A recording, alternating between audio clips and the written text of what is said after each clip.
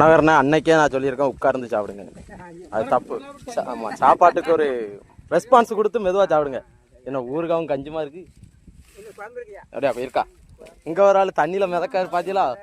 நம்ம மனோகரண்ணா நம்ம கங்காணியை பற்றிலா எப்படி அப்படியா? என்ன மீன் உள்ள தேடுதாரோ? வெளியே புறம் தண்ணியா இருக்கு, உள்ள புறம் ஐர மீனா இருக்குண்ணா. அப்படியா? எனல் கூட இல்லையா தான் சாப்பிட? மரமே கிடையாது இவளுக்குன்னா சுத்தி சுத்தி தீவா. அதான் தாத்தா அதுக்கு தான் கொண்டு போட்டிருக்கு. தாத்தா ஒரு தீவுக்குள்ளதான் குடியிருக்கிறோம். என்ன செய்யானே தீவு? மாலத்தீவா?